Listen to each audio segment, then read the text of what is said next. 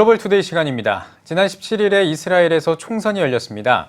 베냐민 네타냐후 총리가 연임할 수 있을지 전 세계 이목이 집중되고 있는데요. 네, 이번 총선 결과를 전망해보고 이스라엘 교계에 미치는 영향까지 살펴보겠습니다. 스튜디오에 이스라엘 명영주 통신원 나와 있습니다. 안녕하십니까? 네, 안녕하세요. 네. 이번 총선이 지난 4월 이후에 5개월 만에 있는 조기 총선이라고 알고 있는데요. 왜 이렇게 다시 빨리 총선이 열린 건가요? 네, 우선은 이거를 설명하자면 약간 좀 이스라엘에 대해서 내용을 좀 들어야 되는데요. 네. 우선 이번 총선을 다시 치르게 된 계기와 결과는 이스라엘이라는 나라의 정부 형태와 복잡성을 그대로 보여주고 있는데요. 예. 우선 이스라엘은 의회와 정부 구성에 대해 간단하게 설명드리면 이스라엘은 100% 비례대표제이고요. 네. 그래서 국민들은 총선 때 선호하는 정당에 투표를 하고 최소 득표율 3.25%를 넘는 정당들이 득표율에 비례해서 의회의 120석 의석을 차지하게 됩니다. 네. 이런 절차로 보통 15개 이상의 정당들이 탄생하고 어느 정당 하나가 과반수 의석을 차지하기가 어렵습니다. 예. 그래서 의석을 차지한 정당들끼리 연합해서 과반수가 넘는 의석을 확보해야 연립정부를 구성할 수가 있는데요. 예. 즉 다시 말해서 과반수 의석을 차지할 수 있도록 연합에 성공한 정당들이 여당으로서 정부를 꾸리게 되는 겁니다. 그리고 그 정당들 중 가장 의석수가 많은 정당의 당대표가 총리가 됩니다. 예. 5개월 만에 총선을 다시 치르게 된 이유는 지난 4월 총선에서 연립정부 구성을 실패했기 때문입니다. 예. 네. 지난 총선에서는 우파 정당들의 의석수 합계가 좌파 정당들의 의석수 합계보다 높았기 때문에 우파 정당들의 선두인 리쿠드당의 당대표 네타냐후에게 연립정부 구성권이 주어졌었는데요. 우파 정당 중 하나인 이스라엘 베이테누당이 같은 우파인 정통 유대교 정당들과 충돌하면서 결국 연립정부에 참여하지 않겠다고 밝혔습니다. 네. 한 당이 빠져나가면서 과반수 의석을 확보할 수 없게 됐고 결국 재총선을 이르게 된 겁니다. 네. 그렇군요. 이 이스라엘 베이테이누당, 이름도 좀 어렵습니다. 이 당이 어떤 문제 때문에 이 정통 유대교 정당과 이렇게 부딪히게 된 건지 그 이유가 좀 궁금하거든요. 네, 우선 겉으로 봐서는요. 정통 유대교 병역 의무 문제 때문인데요. 네. 이스라엘 베이테누당은 우파이지만 자신들을 세속적 우파로 부르고 있습니다. 그래서 나라가 정통 유대교 랍비들에 의해 좌지우지되는 것을 반대하고 있고요. 정통 유대인들도 병역 의무를 해야 한다고 주장하고 안식일의 차량 운행과 가게 운영을 법적으로 가능하도록 하길 원하고 있습니다. 네. 이 부분에서 율법을 준수하기 원하는 정통 유대교 정당들과 부딪히는 거죠. 이스라엘 역사상 총선 후 연립정부 구성에 실패해서 재총선을 이룬 것은 처음 있는 일인데요. 이것은 이스라엘 현재 사회의 단면을 그대로 보여주고 있습니다. 이스라엘은 유대 민주주의 국가라는 정체성을 표방하며 수십 년간 주로 종교적 가치를 존중하는 정당들이 우세했는데 최근 급속히 세속화가 가속화되면서 세속적 유대인들과 종교인들의 강하게 충돌하고 있고 예. 이러한 현상이 정치에도 그대로 반영되고 있습니다. 네. 개표 공식 결과가 25일에 나오는 걸로 알고 있는데요. 아마 가장 큰 이슈는 네타냐후 총리가 연임하느냐 이 부분일 것 같은데요. 현지 전망은 어떤가요? 네, 지금 현재까지는 개표 99%가 완료된 상황이고요.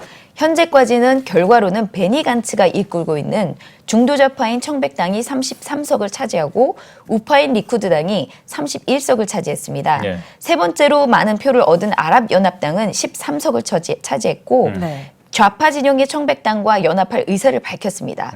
그러나 좌파 진영은 57석, 우파 진영은 55석으로 집계되면서 어느 측도 과반수를 넘지 못한 상황입니다. 네. 지난번 선거 때 연정 구성의 실패 원인이었던 이 리버만 이스라엘의 베이테누 당은 8석을 차지해 리버만의 행보에 따라 또다시 어느 진영이 승리할지가 결정될 위치에 처해 있는데요. 네.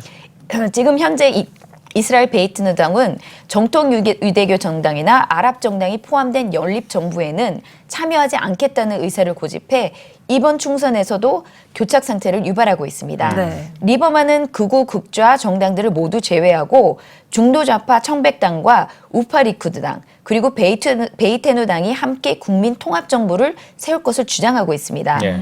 이에 반해서 네타냐후가 이끄는 우파 정당은 이스라엘 베이테누를 제외한 우파 정당들과 청백당이 함께 국민통합정부를 세울 것을 제안했지만 청백당은 받아들이지 않고 있습니다. 예. 청백당과 리쿠드당이 세 번째 총선을 맞는 사태를 피하기 위해서 함께 국민통합정부를 세울 움직임을 보이고는 있으나 만약 통합정부가 세워진다면 다음으로 의석을 많이 차지한 아랍연합당이 야당의 대표가 되는데요.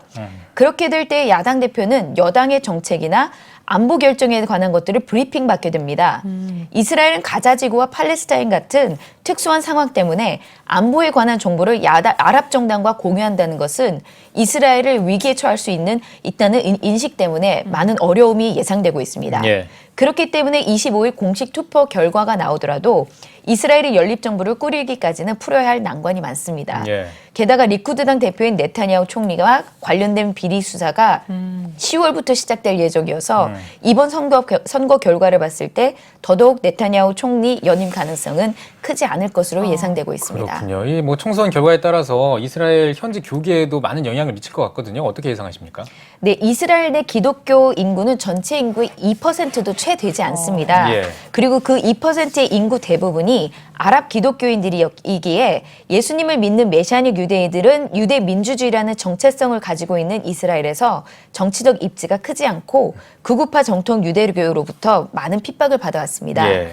전체 이 메시아닉주라고 불리는 이 예수님을 믿는 유대인들은 0.01%로 극우 유대파 정당들이 연립정부에 참여하지 않는 것은 좋은 소식으로 받아들이고 있습니다. 예. 왜냐하면 지금까지 정통 유대인들은 예수님을 믿는 유대인들을 핍박하고 있었고 그리고 연립정부 구성원으로서 이스라엘 내무부에 소속돼서 예수님을 믿는 유대인들을 핍박하는 정책들을 추진해왔습니다. 네. 이스라엘은 전 세계에 흩어져 있는 예를 들어서 이스라엘은 전 세계에 흩어져 있는 유대인들이 이스라엘로 귀화할 것을 원하지만 귀환 신청서를 작성할 때 종교란에 기독교라고 적는다면 받아주지 않습니다. 예. 또한 이스라엘에서 결혼할 때는 법적으로 랍비의 승인을 받아야 하는데 예수님을 믿는 유대인들은 승인을 해주지 않아서 해외에서 결혼을 하게 됩니다. 예. 그렇기 때문에 만약 정통 유대교 정당들이 연립정부에서 빠지게 돼서 정치적 영향력이 줄어들게 되면 핍박받는 메시아닉 유대인들을 생각할 때는 환영할 만한 일인데요. 예. 그러나 다른 한편으로는 정통 유대교의 영향력이 줄어드는 만큼 이스라엘 안의 동성애와 같은 세속화된 가치들이 이스라엘 정책들에 많이 반영될 것으로 예상되고 있습니다. 예. 따라서 어떤 특정한 정당이나 정치인이 아니라 정말로 하나님을 경외하는 성경적 가치관을 가진 정치인들이 정부 안에 세워질 수 있도록 기도가 많이 필요한 것 같습니다. 예. 네. 전 세계적으로 많은 관심이 모아지고 있는 만큼 이스라엘 국민의 선택이 이스라엘을 위한 길로 이어지길 기도하겠습니다. 네, 오늘은 명영주 통신원과 함께 이야기 나눠봤습니다. 수고하셨습니다. 감사합니다. 네.